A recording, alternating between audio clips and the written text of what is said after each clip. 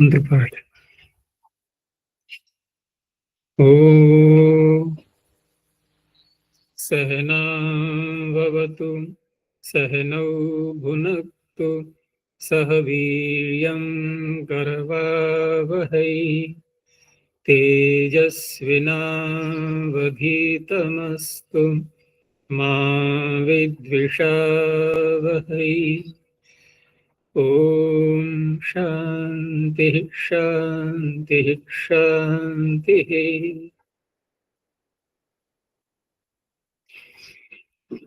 प्रथमा वृत्ति की 356वीं कक्षा।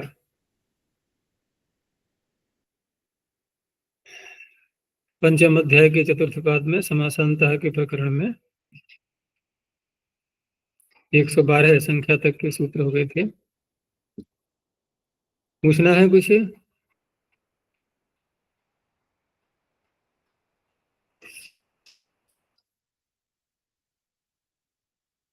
तो आगे जो प्रकरण चलेगा अब बहुव्रीहि समास का। पीछे कुछ सूत्र अभी भाव के आए थे। उसके बाद अब पाद के अंत तक बहुव्रीहि समास के सूत्र हैं। तो पहला सूत्र है बहुव्रीहौ सख्यक्षणोः स्वांगात् शच। आवाज आ रही है अनमोल? जी आ रही है सर। तो बहुव्रीहौ सप्तम एकवचनांतम सख्यक्षणोः षष्ठी द्विवचनांतम स्वांगात् पंचम एकवचनांतम शच प्रथम एकवचनांतम। इसमें विभक्तियां बड़ा विचित्र हैं, सप्तमी षष्ठी और पंचमी। लेकिन अर्थ करते समय क्योंकि प्रत्यय कर रहे हैं तो पंचमी ही मानी जाएगी सर्वत्र। पंचमी लगा करके ही अर्थ किया जाएगा। तो सख्यक्षणोः सख्ती और अक्षी ये दो शब्द हैं। तो स्वांगवाची स्वांगे स्वांग क्योंकि सख्ती और अक्षी भिन्न अर्थों में भी आते हैं तो उसको स्पष्ट करने के लिए कहा कि स्वांगवाची। अंगवाची अपने शरीर के अंगवाची ये शब्द लिए जाएंगे यहाँ पर समास में। तो स्वांगवाची यह सख्ती शब्द अक्षी शब्दश्च। तदन्तात् बहुव्रीहि समासे समासान्तः शच प्रत्ययो भवति। टच का आकार बचेगा, चकार स्वर के लिए लगा दिया है। तो सख्ती कहते हैं जंघा जांघ और अक्षी आंख के लिए। तो उदाहरण दिया कि दीर्घम सख्ती यस्य, बहुव्रीहि समास ही करना है सर्वत्र। दीर्घ है सख्ती जिसकी, तो शच प्रत्यय यस्य पीछे लगा करके अकारांत शब्द बन गया दीर्घ सख्तः। अक्षी के साथ किया द्विवचन लेकर के विशाले अक्षिणी यस्य। वहां भी हम द्विवचन ले सकते हैं, सख्ती के साथ में दो जांघें होती हैं। लेकिन आंखें तो प्रायः करके अगर बड़ी है किसी की दोनों ही बड़ी होंगी, ऐसा नहीं एक बड़ी एक छोटी, लगभग एक ही नाप की होती है एक जैसी आंखें। तो विशाल अक्षी वाला, अक्षी भी इकारांत है और सख्ती भी इकारांत है। तो यहां भी ऐसे पीछे लगा करके अकारांत बन गया विशालाक्षः। कल्याणे अक्षिणी यस्य कल्याणाक्षः, लोहिते अक्षिणी यस्य लोहिताक्षः। स्वांगवाची यहाँ लिए जाएंगे क्योंकि यदि ये स्वांगवाची नहीं होंगे तो ऐसे शब्दों में ये सूत्र प्रत्यय नहीं करेगा। जैसे अक्षी उसको भी कहते हैं, वो जो गन्ना होता है इक्षुदंड, तो उसमें जहां से अंकुर निकलता है तो थोड़ा सा हिस्सा उठा हुआ रहता है, वहां पर उसको भी अक्षी बोलते हैं। ऐसे स्थलों पर नहीं होगा। अंगुलेर दारुणी, ये कहाँ चलेगी तेजस्विनी? सर जी बंद क्यों कर दिया है कैमरा? यात्रा में होगा सर जी। अंगुलेर दारुणी, अंगुले है पंचम एक वचनांतम, दारुणी सप्तम एक वचनांतम। दारु कहते हैं लकड़ी के लिए, उसी का सप्तमी का रूप है दारुणी। तो अंगुली ये बनेगा बहुव्रीहि का विशेषण, यानी अंगुली शब्दांतात् बहुव्रीहि है। दारुणी वाच्ये समासांतः शच प्रत्ययो भवति, क्योंकि बहुव्रीहि समास होगा अन्य पदार्थ वाला। तो दारू जो दिया गया है तात्पर्य अन्य पदार्थ दारू होना चाहिए, उसको कहने के लिए अंगुली शब्दांत बहुव्रीहि से शच प्रत्यय होगा। तो यहाँ पर दारू जब लकड़ी को बोलेंगे तो इसका तात्पर्य के द्वे अंगुली यस्य या अस्य, अर्थात यदि हम प्रमाण अर्थ में करेंगे 2 अंगुल के नाप वाली लकड़ी, द्वे अंगुली प्रमाणम ऐसे बोलेंगे, तब तो फिर तद्धित के अर्थ में समास होगा, वो तत्पुरुष कहलाएगा, बहुव्रीहि नहीं बनेगा, क्योंकि प्रमाणम बोलते ही तद्धित का अर्थ आ गया। प्रमाण अर्थ में प्रमाणे द्वैसस दग्ने मात्र च है, ये जो सूत्र लगते हैं प्रमाण अर्थ में, वहां वो प्रत्यय होंगे फिर। तो इसलिए यहाँ प्रमाण अर्थ तो नहीं लेना है। तो द्वे अंगुली यस्य का तात्पर्य ऐसी लकड़ी, ऐसी शाखा कोई जिसके दो दो और अंगुली जैसे भाग निकले हुए हों, शाखाएं निकली हुई हों, 2 अंगुली जैसा, है ना। तो द्वयंगुलम दारू, ऐसे ही त्रियंगुलम दारू, पंचांगुलम दारू। उसकी बनावट ऐसी है कि जिसमें से शाखाएं निकलनी, जैसे हाथ में अंगुली निकली होती हैं, इस प्रकार से। वो देखा होगा एक, कभी कभी लोग पीठ पे खुजली मचती है ना, तो खुजलाने के लिए हाथ नहीं पहुंच पाता है, तो क्या करते हैं, एक लकड़ी आती है लंबी सी पतली सी, और उसमें पंजा लगा होता है अंत में लकड़ी का ही, उसमें उंगलियां बना देते हैं थोड़ी सी मुड़ी हुई, तो उसको पीछे ले जा करके खुजली करते हैं, फिर वो पहुंच जाती है कहीं, तभी पहुंचा दो उसको। ऐसी लकड़ी, तो उसको क्या कहेंगे, पंचांगुलम, मतलब 5 उंगलियां ही हैं, पूरा पंजा बना हुआ है।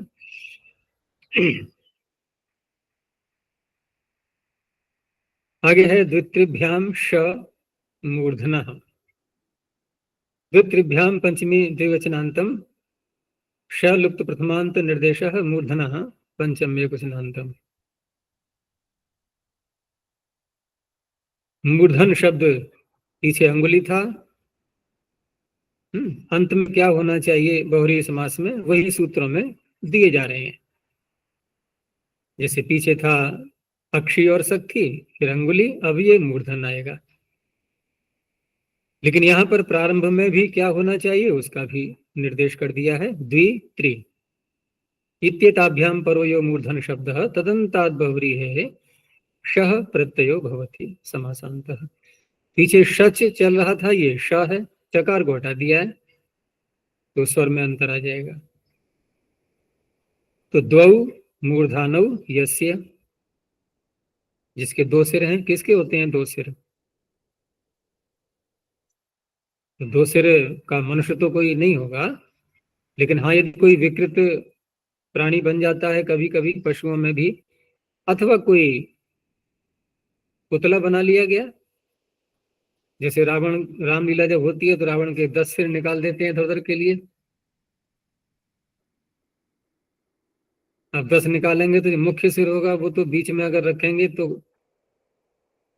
एक और फिर कितने होंगे, 4, एक और होंगे 5, तभी तो 10 बन पाएंगे, बराबर वो भी नहीं हो पाते।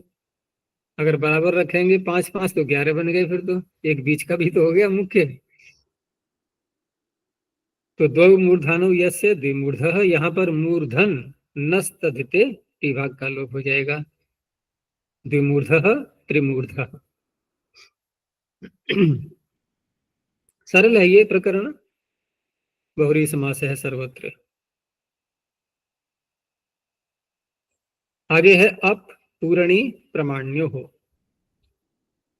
अप प्रथमैक वचनांतम पूरणी प्रमाण्यो हो षष्ठी द्विवचनांतम। पूरणी और प्रमाणी दोनों ही स्त्रीलिंग के शब्द हैं सूत्र में।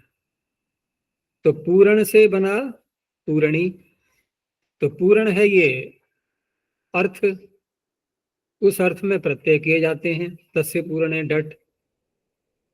तो पूर्ण अर्थ में प्रत्यय किए जाते हैं।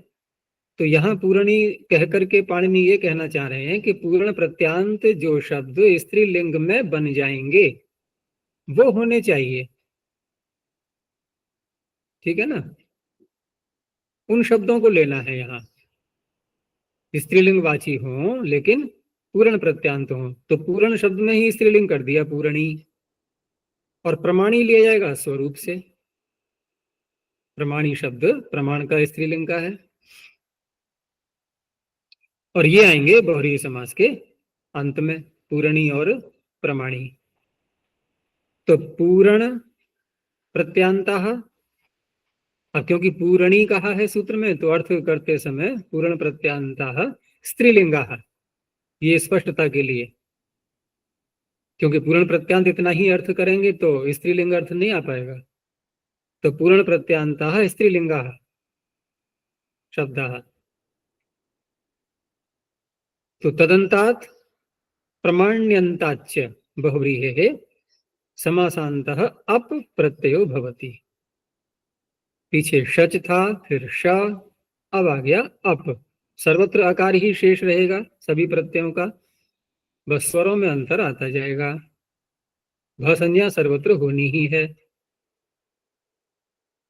तो यहां शब्द हमें पूर्ण प्रत्यांत लेना है स्त्रीलिंग का, जैसे पंचमी पुल्लिंग बनता है पंचम, लेकिन यहां रखना है पंचमी। अब पंचमी स्त्रीलिंग का है, बहुरी समास करेंगे तो उससे जो पूर्व शब्द आएगा वो भी फिर स्त्रीलिंग का ही होगा, समानाधिकरण रखना है। तो कल्याणी ये उसका विशेषण आ गया, कल्याणी पंचमी, पांचवी कल्याणी है। अब पांचवी कल्याणी है तो संख्यावाची ये जो पूर्ण प्रत्यांत शब्द होते हैं ये बनते हैं विशेषण। तो पंचमी बना विशेषण, अब विशेषण बना तो कोई विशेष्य भी विग्रह में खोलना होगा। तो वो कौन है? रात्रि, पांचवी रात्रि। केवल पांचवी इतना कहने से बात नहीं बनेगी, कल्याणी पंचमी आसाम, कोई अर्थ ही नहीं निकलेगा कि कल्याणी है पांचवी, पांचवी क्या चीज है? तो रात्रि नाम।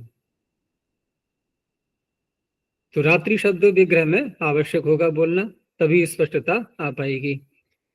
कल्याणी पंचमी आसाम रात्रि नाम, अर्थात ये जो रात्रियां आ रही हैं आगे की, इनमें संख्या की दृष्टि से जो पांचवी संख्या पर रात्रि आएगी वो कल्याणकारक है। तो कल्याणी पंचमाः रात्रयः, रात्रि का बना ये बहुरी समास विशेषण।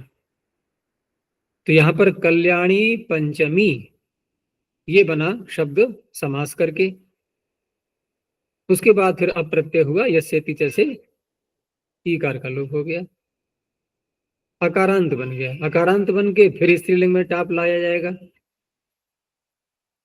ऐसे ही कल्याणी दशमी आसाम रात्रिणाम कल्याणी दशमा रात्रयः। प्रमाणी को स्वरूप से ही लिया जाएगा, प्रमाणी का तात्पर्य मुख्य। तो स्त्री प्रमाणी ईशाम, ईशाम से तात्पर्य जो परिवार के सभी परिवारी जन हैं उनमें जो स्त्री है वो मुख्य है, ऐसे हैं वो परिवारी जन, जिनके परिवार में स्त्री का आधिपत्य है, प्रमुखता है, उसका कहना सब मानते हैं, उसकी बात को महत्ता देते हैं, ऐसे परिवारी जन। विशेषण बनेगा ना बहुरी समास कुटुंबियों का। तो स्त्री प्रमाणः कुटुंबिनः, कुटुंबी जन स्त्री प्रमाण वाले हैं। यहां पर भी ऐसे पीछे ही लगाना है। आगे है अंतर बहिर्भ्याम च लोमनः। अंतर बहिर्भ्याम पंचमी द्विवचनांतम च व्यपदम लोमनः पंचम्य कुचनांतम। यहाँ लोमन शब्द ले लिया है, अंत में आएगा ये, जैसे पीछे पूरणी और प्रमाणी अंत में था। और प्रारंभ के शब्द होंगे अंतर और बहिर। तो अंतर बहिस इत्येताभ्याम परो यो लोमन शब्दः तदन्तात् बहुव्रीहेः समासान्तः अप प्रत्ययो भवति। तो अंतर का अर्थ हो गया अंदर, अंतर्गतानि लोमानि अस्य। ऐसा कोई वस्त्र, क्योंकि बहुरी समास है, कोई ना कोई तो विशेष्य बनेगा ही इसका। बहुरी समास में यह हमेशा ध्यान रखना होता है कि ये विशेषण के रूप में प्रयुक्त होता है, क्योंकि अन्य पदार्थ बनेगा इसका मुख्य। तो अंतर्गतानि लोमानि अस्य, ऐसा कोई वस्त्र, प्रावार चादर को बोलते हैं, उसके लोम कैसे हैं, जो अंदर की ओर हैं। अंदर की ओर हैं का तात्पर्य मुलायम है बिल्कुल, ऊपर रोए नहीं है, खुरदरापन नहीं है बिल्कुल। और अगर बाहर को निकले हुए हैं उसके लोम, जैसे देखा होगा कंबल जो होते हैं ना, कुछ तो होते हैं, अब तो बहुत मुलायम आने लगे हैं। ये प्रारंभ हुए थे उधर कोरिया से, बहुत आते थे भारत के अंदर, देखा होगा पहले, अब तो बहुत चल गए हैं, भारत में ही बनने लगे हैं। लेकिन एक पहले जो बनते थे मोटे मोटे काले काले और भी कलर के, तो खुरदरे होते थे वो कंबल, अभी मिल जाते हैं वो। तो उनके लोम बाहर की तरफ अधिक होते हैं, बहुत खुरदरे लगते हैं वो। तो बहिर्गतानि लोमानि अस्य, तो बहिर्लोमः पटा है, ऐसा कोई वस्त्र, कंबल आदि, वो बहिर्लोमः। तो नस्त अधिते लगा लेंगे, लोमन शब्द है, टी भाग का लोप हो जाएगा। आगे अय नासिकायाः संज्ञायां नसम चास्थूलात्। अय जो दिया है सूत्र में, ये अय प्रत्यय नहीं है, प्रत्यय क्या है, अच, ठीक है ना। वो तो नकार आ रहा है आगे, तो यरो नुनासिके, नुनासिक हुआ लगेगा झलाम शोनते लगाने के बाद। तो अच प्रथम एक वचनांतम, नासिकायाः षष्ठी एक वचनांतम, संज्ञायाम सप्तम एक वचनांतम, नसम प्रथम एक वचनांतम च व्यापदम अस्थूलात् पंचम एक वचनांतम। कई सारी बातें बताई हैं सूत्र में। एक तो यह है कि नस शब्द भी इसमें पढ़ दिया है कि नासिका को नस आदेश भी करना है, और इसीलिए नासिका में षष्ठी रखी है सूत्र में आदेश की दृष्टि से। तो बहुरी समास का प्रकरण चल रहा है, तो नासिका शब्द आएगा अंत में बहुरी समास के। और पूर्व में जो भी शब्द आए उन शब्दों में स्थूल शब्द नहीं आना चाहिए, उसका निषेध कर दिया है। तो नासिकांतात् बहुव्रीहेः समासान्तः अच प्रत्ययो भवति। नासिकायाः स्थाने नस आदेशो, नसम आदेशो भवति, अकारांत है ये। संज्ञायाम विषय, नाम संज्ञा के रूप में प्रयुक्त होते रहे होंगे ये शब्द, तो उसके लिए संज्ञा शब्द बोल दिया। और कहा कि अस्थूलात्, इन स्थूल शब्दात् परा नासिका न स्यात्। स्थूल शब्द इन स्थूला नासिका यस्य ऐसा विग्रह यदि करेंगे तो वहां ये सूत्र प्रत्यय नहीं करेगा। तो इसलिए शब्द लिया प्रारंभ में द्रु। द्रु किसे कहते हैं, किसे कहते हैं द्रु, पीछे भी आ चुका है ये कुछ बार। लकड़ी, तो द्रु का वृक्ष तात्पर्य है, वृक्ष हाँ के। वृक्ष को। तो द्रुरिव नासिका अस्य, तो वृक्ष के समान नासिका कैसी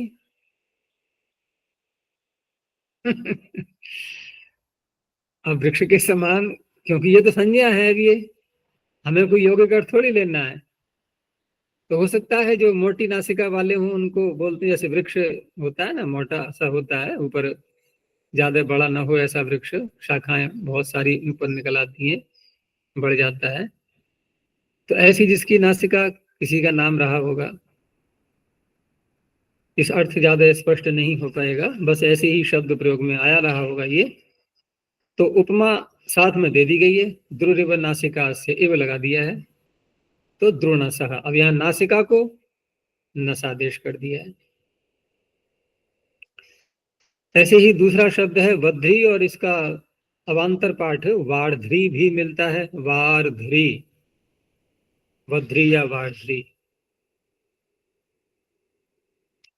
इन्होंने दिया है वैसे द्रोणसः का अर्थ लंबी नाक वाला, तो वृक्ष की लंबाई को देखते हुए अर्थ देख लिया होगा, लेकिन वास्तव में कोई यौगिक अर्थ यहाँ नहीं चलेगा। संज्ञा जब कही जाती है ना, तो यौगिक अर्थ पर महत्व नहीं रहता, फिर या तो हम रूढ़ बोलेंगे या फिर योग रूढ़ बोलेंगे। तो ऐसे ही वध्रीणसः, वध्री में भी यह, ये भी इसका अर्थ इन्होंने दिया भी नहीं है क्योंकि स्पष्ट नहीं हो पाया होगा। तो वध्री भी किसी अन्य व्याख्याकार ने भी नहीं खोला है, या तो कोई वृक्ष इत्यादि ही रहा हो किसी प्रकार का, क्योंकि उपमा तो यहाँ भी दी जाएगी वध्री जैसी नाक वाला। तो जो भी है, ये वर्तमान में तो ये सूत्र कोई ज्यादा महत्व तो नहीं रखता है, ये दो ही शब्द इसमें बनाए गए हैं। स्थूल शब्द के साथ में हो करेगा नहीं ये। आगे इसी नासिका और नस की अनुवृत्ति ले जाते हुए अगले सूत्र में एक शब्द और बढ़ाया, उपसर्गाच्य। उपसर्गात पंचम वचनांतम च व्यपदम। उपसर्गात परो यो नासिका शब्दः तदन्तात् बहुव्रीहेः अच् प्रत्ययो भवति, नासिकायाः स्थाने नसम आदेशो भवति। आदेश यहां भी करेंगे। अब सूत्रकार कह रहे हैं कि उपसर्ग से उत्तर नासिका आना चाहिए, तो यहां समस्या आएगी अब संगति लगाने में, क्योंकि पाणिनि उपसर्ग जब नाम रखते हैं किसी शब्द का तो क्रिया होनी चाहिए, उपसर्ग क्रिया हो गई, यहां नासिका तो क्रिया है नहीं।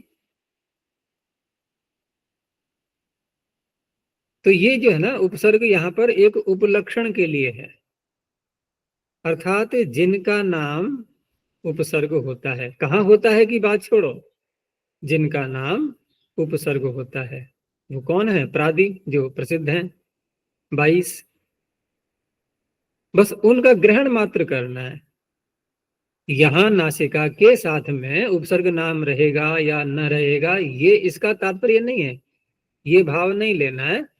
उपसर्ग कहने से पाणिनि कहना चाह रहे हैं जो जो 22 शब्द हैं जिनका मैंने कहीं पर उपसर्ग नाम किया है, बस कहीं और जगह उपसर्ग नाम है उनका, उन्हीं को यहां लेना है। यहां भले ही उनका नाम उपसर्ग न रहे, लेकिन हम विग्रह करेंगे तो वहां तो दिखा सकते हैं, क्योंकि विग्रह जब करते हैं उपसर्ग किसी शब्द के साथ में, जो प्रादि हैं जब किसी शब्द के साथ में जोड़ेंगे तो अर्थ खोलने के लिए कोई ना कोई क्रिया ला करके उपसर्ग के आगे तभी तो अर्थ खोलते हैं। जैसे उन्नत शब्द हमें बोलना है, वो यह उत शब्द को लगाना है नासिका के साथ में, तो उत का अर्थ खोलने के लिए कोई क्रियावाचक शब्द जोड़ेंगे साथ में, जैसे नत जोड़ दिया, उन्नता नासिका हस्य, तो उन्नता में तो उत उपसर्ग कह सकते हैं, वहां तो क्रिया है, नम धातु से बना है नत शब्द। तो इस तरह से वहां पर है, लेकिन यहां पर ये अब नत शब्द तो नहीं जुड़ेगा, केवल उत ही रह जाएगा। तो उन नासिका, उस नासिका को नस आदेश हो गया, तो उन्नसः। प्र के साथ में करेंगे तो प्र में भी अर्थ खोलने के लिए कोई क्रियावाचक शब्द जोड़ के, प्रकृष्टा नासिका, जिसकी अच्छी नासिका है, तो प्रणसः। प्रणसा में या नकार को णकार भी करना है, क्योंकि प्र में उसका जो निमित्त है, णकार करने का निमित्त क्या होता है? रेफ और शकार, रसाभ्याम नोणः समान पदे, तो रेफ आ ही रहा है प्र में, लेकिन एक पद में तो नहीं है, समान पदे होता है वो तो इसलिए सूत्र अलग से बनाया गया, उपसर्गा धनोत परः, इससे न पूर्ण हो जाएगा प्रणसः।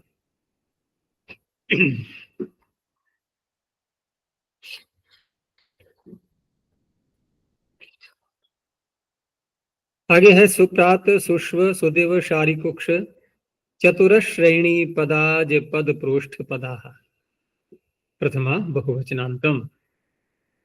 इसमें जो शब्द पढ़े हुए हैं उसमें पाणिनि ने प्रत्यय पहले से ही कर दिया है, अर्थात निपातन है।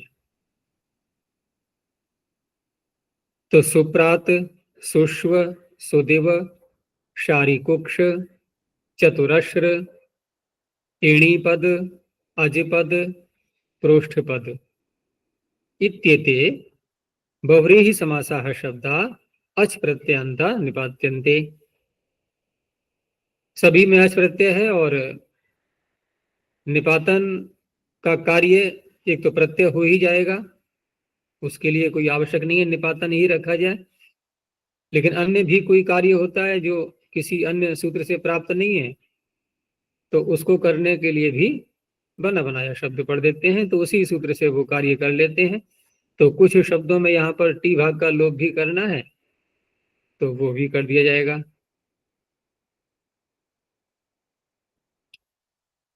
जैसे पहला शब्द है सुप्रातः, तो सुप्रातः में प्रातर का और सु का समास किया। अब सु का समास जब करते हैं और विग्रह के रूप में जब उसके अर्थ को खोला जाता है तो विग्रह में केवल सु बोल करके विग्रह नहीं होता, क्योंकि सु का अर्थ खोलना पड़ेगा हमें। सु का अर्थ क्या लिया गया यहाँ पर, तो शोभन अर्थ में सुष्ठु भी कह सकते हैं। सु का अर्थ सुष्ठु शब्द के द्वारा भी खोल देते हैं, शोभन के द्वारा भी, ये सारे शब्द हैं। तो शोभनम प्रातः अस्य। अब प्रातः जो शब्द है ये कहाँ चली गई तेजस्विनी? आज देव ने भी अपना कैमरा बंद कर दिया है, सबको शर्म लग रही है यार। नहीं आचार्य जी, वो लैपटॉप क्योंकि से लॉगिन किया है जब तो कोई दिखता नहीं है सामने तो बोलने में ज्यादा आनंद नहीं आता है, चेहरे दिखते रहने चाहिए। ओपन नहीं हो रहा है कैमरा। अच्छा, जी तो हो प्रातर गया। जो शब्द है ना, प्रातर शब्द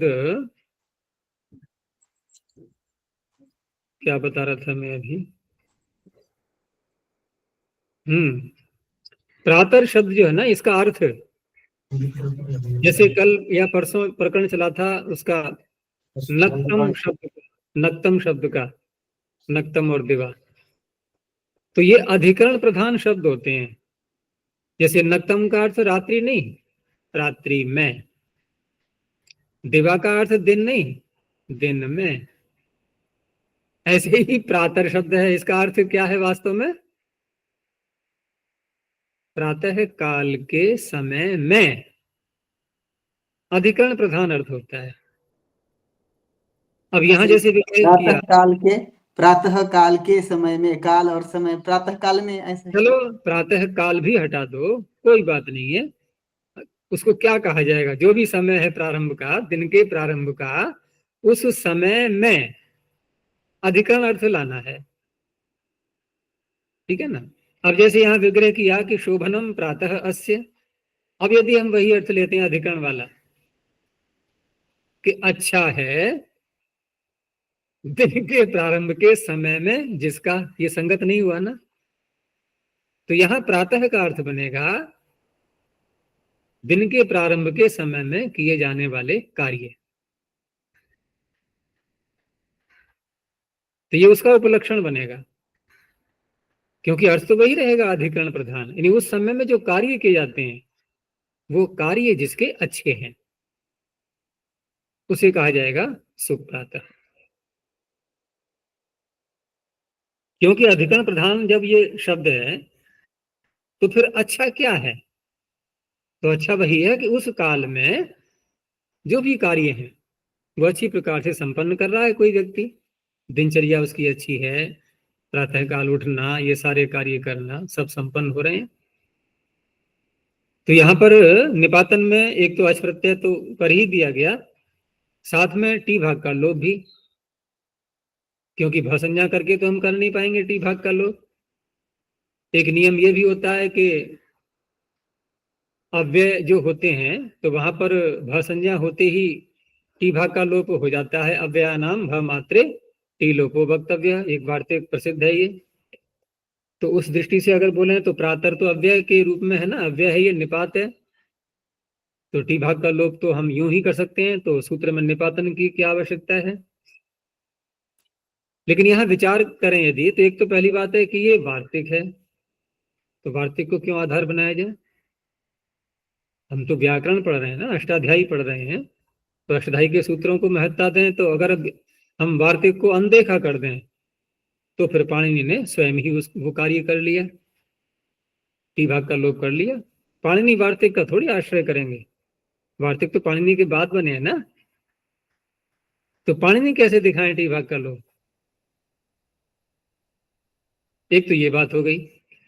दूसरी बात यह है कि अगर हम ये देखें कि अव्यय यहाँ है भी कैसे, ये देखो प्रातर तो अव्यय है, लेकिन यहां जब समास कर लिया हमने और पूरा शब्द हमारे पास में है सुप्रातर, और बहुरी समास है, ये बहुरी समास अन्य पदार्थ प्रधान होता है, तो किसी और को कह रहा है अब ये शब्द, कि कोई मनुष्य को पकड़ेंगे ना कि जिसका प्रातः अच्छा है, तो उस अवस्था में ये अव्यय अब तो नहीं है।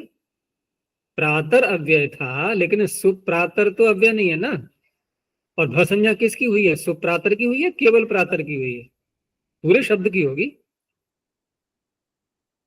तो ऐसे देखें तो अव्ययानाम भ मात्रे वाला भी वार्तिक यहां नहीं लग पाएगा। केवल अव्यय होता तो बात अलग थी, पूरा शब्द यदि अव्यय होता तब तो ठीक था, लेकिन उसका एक भाग, उसका अवयव, उसका अंश अव्यय अव्यय है, न कि सुप्रातर। सुप्रातर तो बहुरी समास बन गया, अब ये एक नया प्रातिपदिक बना है, अब ये कृत समासाश्रय से, तो ये तो अव्यय नहीं है। तो टी भाग का लोप निपातन से हो गया। अब ये रह गया सुप्रात, अब प्रत्यय जोड़ दो तो अकारांत बन गया। अब ये शब्द बालक के समान, यानी कि सुप्रातः सुप्रातौ सुप्राताः, ऐसे रूप चलेंगे। यानी कि यहाँ जो विसर्ग दिख रहा है सुप्रातः में, ये मत समझ लेना कि रेफ का विसर्ग है, ये प्रातर में जो रेफ है वो नहीं है। अब ये तो सुप्रत्यय का विसर्ग है। अगला शब्द क्या है, सुश्वः। तो सुश्वः में अब यहां भी वही बात है, श्वस शब्द, ये अधिकरण प्रधान नहीं है, ये तो आने वाला जो दिन होता है उसको बोलते हैं। और इसका जो विपरीत शब्द क्या है, अद्य, आने वाला श्वस, और जो पीछे निकल गया वो ह्यस। और अगर एक एक और बढ़ा दें, आने वाला एक और आगे वाला, पीछे बीत गया वो और एक पीछे वाला, तो परश्वस परह्यस, एक पर और जोड़ दो। हिंदी में क्या बोलते हैं, परसों। जैसे कल परसों, अब परसों को ही देख लो, परसों क्या है, ये पर तो ज्यों का त्यों आई गया ना, और श्वस का बन गया सो, श्वस बोलते हैं ना कल, परश्वः, तो परश्वस का बन गया परसों। लेकिन परसों शब्द को क्या किया हिंदी में कि पीछे को भी घटा लिया, पीछे क्या होना चाहिए, पर हो, पर यस का बिगड़ेगा ना, तो परश्वस का बिगाड़ा तो परसों, पर यस का बिगाड़े तो पर हो। तो एक से ही काम चला लिया दोनों ओर। अब परसों बोलने से ये स्पष्ट नहीं होगा कि पीछे वाला दिन बताया जा रहा है 2 दिन पीछे या 2 दिन आगे, ये खोलना पड़ेगा ना वक्ता को कि कौन सा परसों, पीछे वाला कि आगे वाला। तो यहां पर भी टी भाग का लोप निपातन से हो जाएगा, तो ये भी अकारांत बन चुका है अभी ये सुश्वः। ऐसे ही दिवा शब्द, ये भी अधिकरण प्रधान है, तो शोभनम दिवा अस्य, दिन के सारे कार्य, क्योंकि दिन दिन अच्छा नहीं होता है भाई, दिन क्या अच्छा है, दिन तो एक समान है सबके लिए, लेकिन जो व्यक्ति दिन में कार्य जैसे कर रहा है वो कार्य यदि उत्तम है, अब दिन अच्छा है, मान लो कोई दिन में किसी की हत्या कर रहा है, हिंसा कर रहा है, चोरी कर रहा है, हानि पहुंचा रहा है, तो कहा जाएगा कि देखो कितना अच्छा दिन है इसके लिए वो तो हानि हो गई ना उसकी। तो यहाँ तात्पर्य है दिन में किए जाने वाले कर्म जिसके अच्छे हैं उसे कहा जाएगा सुधिवः।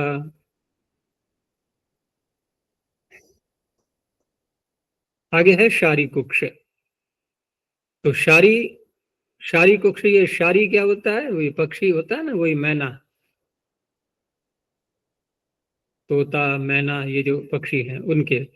तो शारे रिव कुक्षी रस्य, शारी के समान कुक्षी, कुक्षी कमर वो है जिसकी, तो शारी कुक्ष।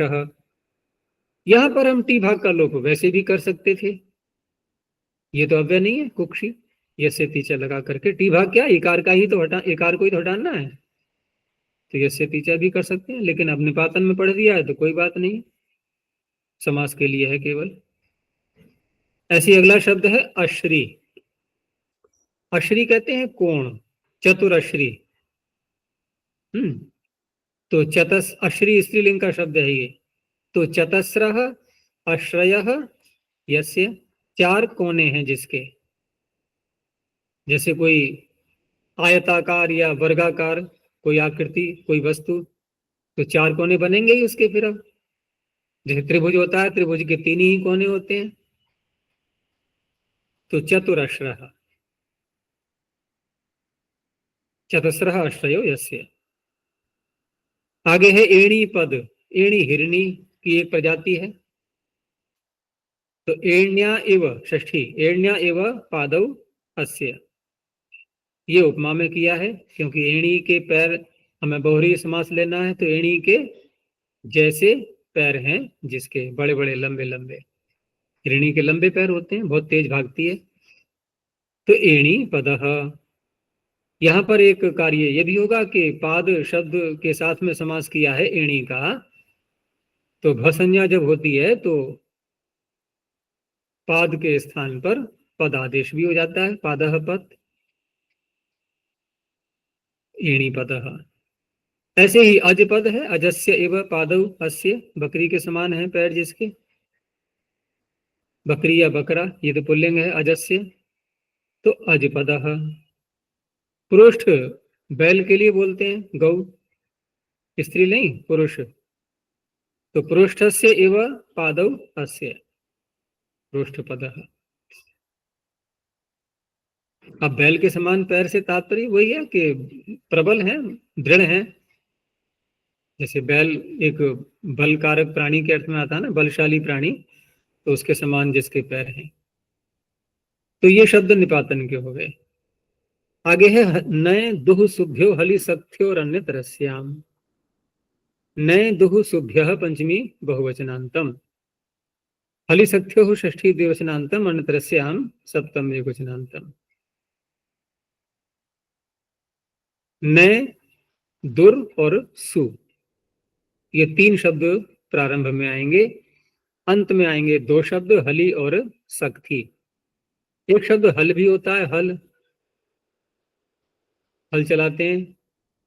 तो जो अर्थ हल शब्द का है वही हली शब्द भी है, लेकिन थोड़ा सा अंतर हो जाता है कि थोड़ा सा बड़ा हल होता है यदि आकार में, तो उसको बोल देते हैं हली। सामान्य है तो हल शब्द से। तो ऐसा कहा है व्याख्याकारों ने कि महद हलम हली ही इत्युच्यते, जो बड़ा हल होता है उसको हली शब्द से कहते हैं। तो नए दुस सु इत्यतेभ्यः परौ यौ हली सख्ती शब्दौ तदन्तात् बहुव्रीहेः अच प्रत्ययो भवति अन्य तरस्याम, यहाँ विकल्प कह दिया है। तो इसमें नए से तात्पर्य, नए का तो आकार ही बचेगा, तो बहुरी समास करेंगे नए के साथ में कि अविद्यमाना हली ही अस्य, ये स्त्रीलिंग का है हली शब्द, तो विशेषण उसका अविद्यमाना स्त्रीलिंग में आएगा। तो अविद्यमान अर्थ में नए शब्द को ले आए, तो अहली, उसके बाद यसे पीछे लगा करके अहलह, अच प्रत्यय हो गया। विकल्प से कहा है तो दूसरे पक्ष में एकारांत ही रहेगा, अहली ही। अब दुर के साथ में समास करेंगे तो विग्रह में दुर को दिखाने के लिए, दुर के अर्थ को खोलने के लिए शब्द कौन सा लाएंगे? तो दुष्टु शब्द आता ही है। दुष्टु हली ही यस्य, जिसका हली अच्छा नहीं है, ऐसा किसान। तो दुर्हलः अथवा दुर्हली ही विकल्प से। सु का अर्थ खोलने के लिए या तो शोभन शब्द है या सुष्ठु। तो सुष्ठु हलः यस्य, नहीं हली ही, सुष्ठु हली ही यस्य, तो सुहलः सुहली ही। ये तो हो गए इसके हली के साथ में तीनों उदाहरण। अब तीन ही बनेंगे उदाहरण फिर सख्ती के साथ में। सख्ती जांग हो गई, तो अविद्यमानम सख्ती अस्य, जिसके शक्ति है ही नहीं, जांग ही नहीं है, तो जांग नहीं तात्पर्य कमजोर पैर है। तो असक्तः असक्ति ही। दुष्टु शक्ति अस्य, दुसक्तः दुशक्ति ही। ऐसे ही सुसक्तः सुशक्ति ही। तो ये यहां तक ये अच प्रत्यय और श प्रत्यय, शच प्रत्यय, जो भी प्रत्यय आ रहे थे सब में अ शेष रह रहा था। अब आगे प्रत्यय बदल गया। हैं?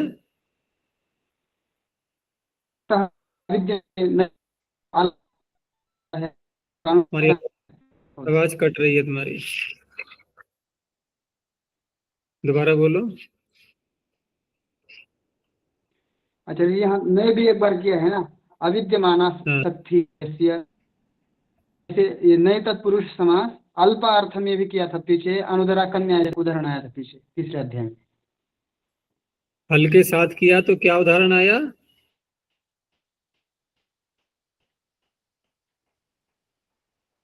दोबारा बोलो।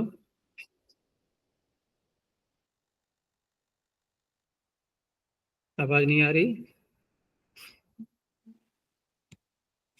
तुम्हारी बात स्पष्ट नहीं हुई है। तो अविद्यमाना हली, हली के साथ में बोलेंगे तो स्त्रीलिंग का है, सख्ती नपुंसकलिंग का शब्द है, तो अविद्यमानम सख्ती। आगे है नित्यम असिच प्रजा मेधयो हो। नित्यम प्रथमैकवचनांतम, असिच प्रथमैकवचनांतम, प्रजा मेधयो हो षष्ठी द्विवचनांतम। यहाँ दो शब्द हैं, प्रजा और मेधा, ये अंत में आएंगे। और प्रारंभ में वही शब्द रहेंगे जो पीछे पिछले सूत्र में थे, नय, दुर, दुस और सु। तो नय, दुस, सु इत्येतेभ्यः परौ यौ प्रजा मेधा शब्दौ तदन्ताद् बहुव्रीहेः नित्यम असिच प्रत्ययो भवति। यह एक प्रश्न उठेगा कि नित्यम कहने की क्या आवश्यकता है सूत्र में? भाई ये तो अपने हाथ में है ना, अनुवृत्ति हम कहीं तक भी ले जाए, जहां तक ले जानी है अनुवृत्ति को ले जाओ, नहीं ले जानी है मत ले जाओ। ये क्या कि अनुवृत्ति को हटाने के लिए नित्यम नित्यम कहते रहेंगे, फिर तो बहुत सूत्रों में कहना पड़ेगा। अनुवृत्ति का नियम ये होता है कि स्वरिते नाधिकार है, भाई स्वरित का चिन्ह लगाओगे तो अनुवृत्ति जाएगी, नहीं तो नहीं जाएगी। फिर भी यहाँ पर नित्यम कह दिया है तो अनर्थक ही हो गया एक प्रकार से। तो अनर्थक हो गया है तो उससे फिर कुछ अन्य अर्थ निकालते हैं। तो अन्य अर्थ निकालने के लिए यह है कि कुछ और भी ऐसे शब्द हो सकते हैं, क्योंकि यहाँ तो प्रजा और मेधा दो ही शब्द लिए गए हैं सूत्र में। तो अन्य किसी शब्द में भी असिच प्रत्यय हो सकता है। ये नित्य शब्द से ये अर्थ निकाला गया है, क्योंकि ग्रंथाधिक्यात अर्थाधिक्यम, या यूं कह लो कि शब्दाधिक्यात अर्थाधिक्यम, या सूत्राधिक्यात अर्थाधिक्यम। सूत्र में कुछ बढ़ाया है तो फिर अर्थ भी थोड़ा सा बढ़ा लो, तो अन्य शब्दों में भी हो जाता है। तो यहां तो यही लेंगे हम, प्रजा और मेधा के उदाहरण दिखाए जाएंगे। तो पहले नए समास का दिया कि अविद्यमाना प्रजा अस्य, जिसके प्रजा नहीं है, संतान नहीं है जिसके। तो अब प्रजा, अब यह अप्रजा है, ये ऐसा मत समझ लेना कि ये बहुवचन का शब्द है। अविद्यमाना प्रजा अस्य, तो पहले बना शब्द अप्रजा, उसके बाद फिर असिच प्रत्यय, असिच का बचेगा अस, फिर यस्यति च, तो मूल शब्द क्या बना? अप्रजस। अब अप्रजस का रूप चलेगा ये, तो अत्वसंत से चार धातु लगा करके तब बनेगा प्रथमा के एक वचन में अप्रजा, और द्विवचन में बनेगा तो अप्रजसौ, अप्रजसः। ऐसे ऐसे ही दुष्प्रजा, दुष्टु प्रजा अस्य, और सुप्रजा, सु के साथ में। अब मेधा के साथ में ले लो, अविद्यमाना मेधा अस्य, निर्बुद्धि व्यक्ति। तो यहां पर भी समास करने के बाद, प्रत्यय करने के बाद मूल शब्द बना अमेधस, उसका रूप चलेगा फिर प्रथमा के एक वचन में अमेधाः, दुर्मेधाः, सुमेधाः। बहुत से सन्यासी जो हैं, एक स्वामी जी थे, उनका नाम था सुमेधानंद जी, हिमाचल प्रदेश में।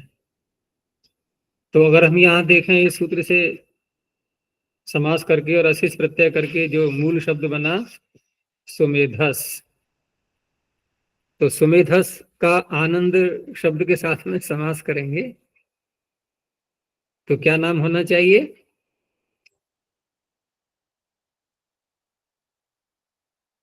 क्या नाम होना चाहिए फिर? सुमेधसानंद। तो सुमेधानंद तो नहीं बनेगा।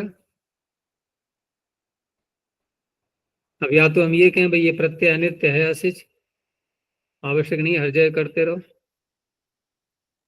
तब तो ठीक है।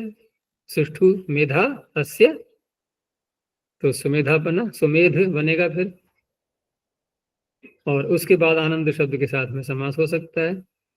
लेकिन असिच प्रत्यय करके सुमेधानंद नहीं बनेगा फिर, बल्कि सुमेधसानंद भी नहीं, सुमेधस और आनंद। अब सुमेधस पद के अंत में है तो सकार को रू भी तो होगा, रेफ। जैसे सूत्र था ना पीछे, अर्ष आदिभ्योज, अर्षस आदि, सकार को रेफ हुआ, यस्य रेफ को यकार हुआ, यकार का लोप हुआ, तो अर्ष आदिभ्योज, ये है ना सूत्र।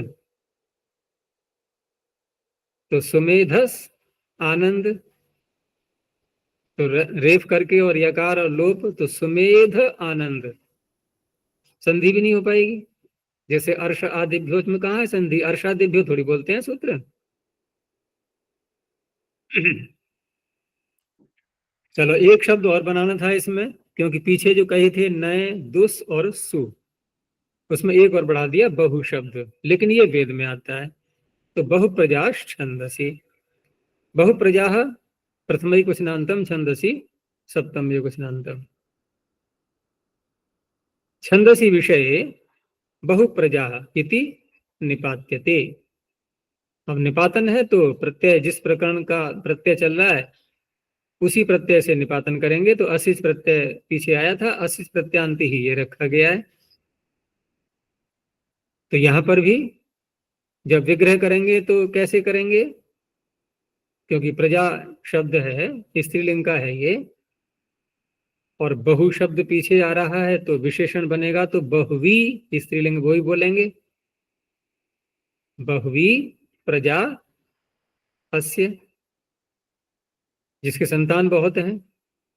तो ये प्रसिद्ध है, ये वाक्य मंत्र का जो ऋग्वेद का अंश है, ये 164वें सूक्त का, कि बहुप्रजा निरतिम आविवेश। निरति कहते हैं दुख को, जिसके अधिक संतानें होती है ना वो दुखी रहता है, निवृत्ति को प्राप्त हो जाता है। निवृत्ति माने दुख को प्राप्त हो जाता है।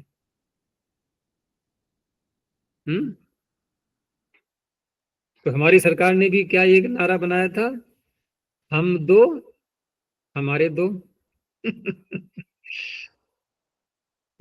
क्योंकि बहुप्रजा निरतिम आविवेश। लेकिन बहुत संख्या हम कहां से शुरू करेंगे? तो 3 से शुरू हो जाती है। है ना, क्योंकि दो तक तो द्विवचन ही रहा, बहुत बोलना है तो दो से अधिक होना चाहिए, तो हम दो हमारे दो नारा तो सही हो गया। लेकिन एक स्थल पर आता है निर्देश के 11 संतानें, उसमें 10 तो संतानें हो गई और 11वां पति ही संतान बन जाता है अंत में जाकर के, पति संतान बन जाता है। तो वहां तो 10 हो गई, 10 और 1 11 मिला करके। तो कहने का तात्पर्य यहाँ और भी अर्थ हो सकता है, और प्रजा से तात्पर्य और भी अर्थ ले सकते हैं, भाई जो भी चीज उत्पन्न होती है सब प्रजा ही है। तो चलो वो तो मंत्र की बात हो गई। तो कहने का तात्पर्य यहाँ पर भी असिच प्रत्यांत यानी कि प्रजा शब्द जो है ये बहुप्रजस, बहुप्रजस का प्रथमा का एक वचन है ये, बहुप्रजा। वही सकार को रेफ होकर के यकार और लोप हो गया है। आगे है धर्माद अनिच केवलात।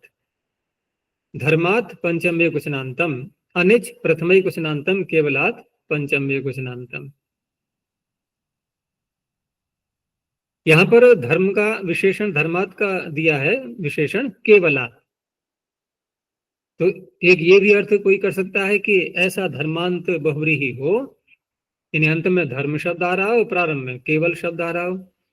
तो केवल शब्द का अर्थ यहाँ पर स्वरूप से नहीं लेना है, यहाँ केवल का अर्थ है मात्र, एक शब्द मात्र, बस केवल, यानी केवल एक पद पूर्व में होना चाहिए। ऐसा नहीं है कि पूर्व में कोई शब्द आया और उसमें हमने पहले अन्य कोई समास कर लिया है, दो शब्द हों उसमें मिले हुए, उसके बाद फिर हम धर्म शब्द के साथ में समास करें, तब नहीं। कोई भी शब्द पूर्व में लाएंगे तो वो अकेला ही होना चाहिए, केवल माने अकेला।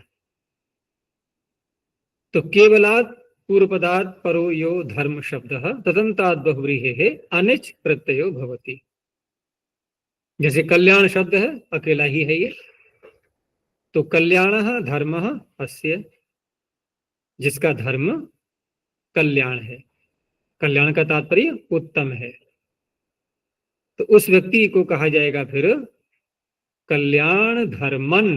अब ये अनिच का क्या बचेगा, अन, कल्याण धर्मन। जैसे राजन, तो राजन का रूप चलाएंगे तो राजा राजानव राजानः, ऐसे ही यहां चलेगा रूप, तो कल्याण धर्मा कल्याण धर्माणव कल्याण धर्माणः, इस तरह से रूप चलेंगे। अब इसके ये अनंत बन गया, अब ये कल्याण धर्मन। ऐसे ही प्रियो धर्मो यस्य, जिसका धर्म प्रिय है, तो प्रिय धर्मन, तो प्रिय धर्मा प्रिय धर्माणु प्रिय धर्माण।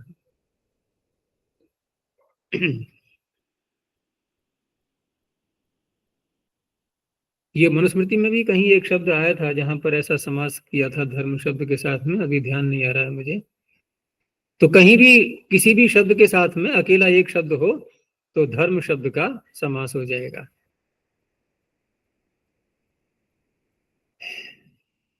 आगे जंभा सुहरित तृण सोमेभ्यः। जंभा प्रथमैक वचनांतम, सुहरित तृण सोमेभ्यः पंचमी बहुवचनांतम। सुहरित तृण सोम इत्येतेभ्यः परो यो जंभा शब्दः, नहीं, सुहरित तृण सोम इत्येतेभ्यः उत्तरम जंभा इति अनिच प्रत्यांतम निपात्यते। पाणिनि ने यहाँ पर जंभा शब्द जो दिया है सूत्र में, ये अनिच प्रत्यय करके पढ़ा हुआ है, निपातन के रूप में है ये, लेकिन प्रत्यय तो अनिच तब होगा ना जब समास करेंगे, तो समास करके तो नहीं पढ़ा उन्होंने।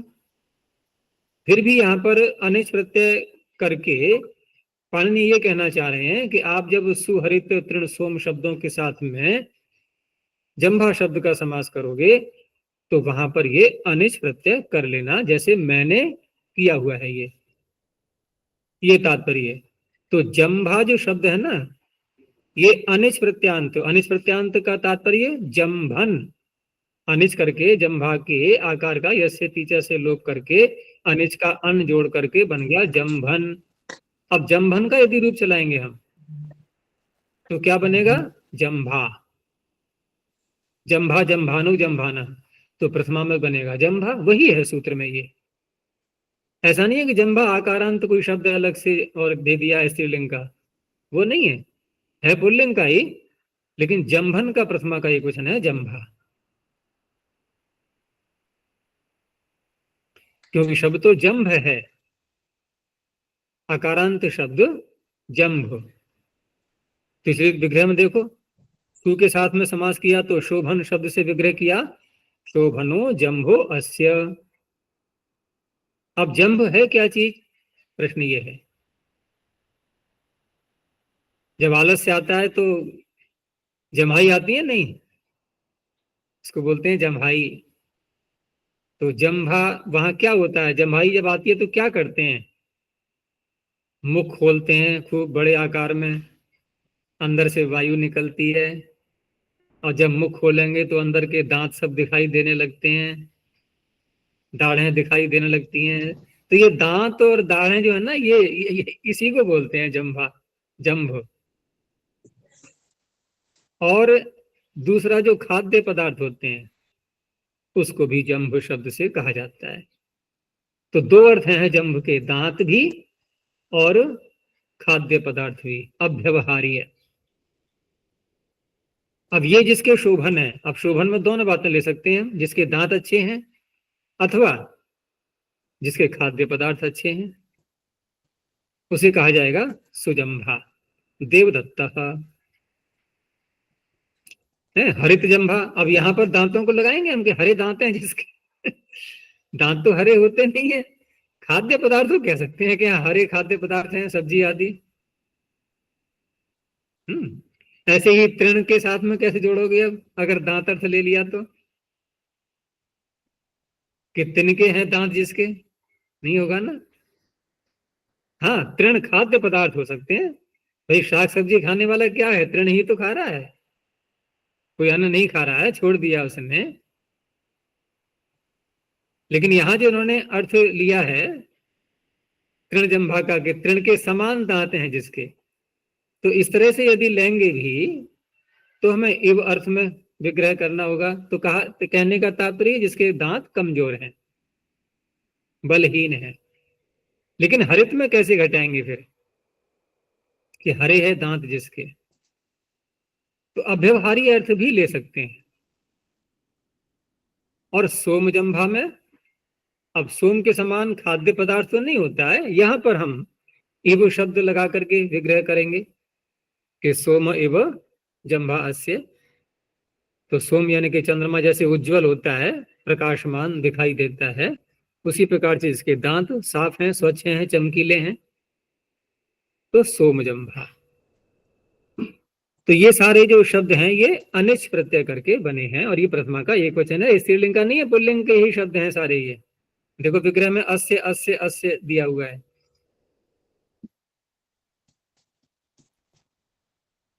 चलो बस यहीं तक रखते हैं। प्रणव ध्वनि। ओ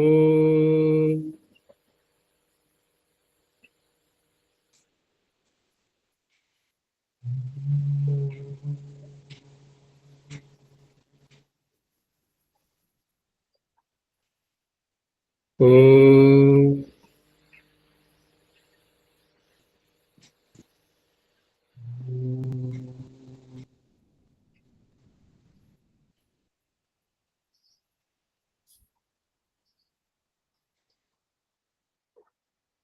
ओ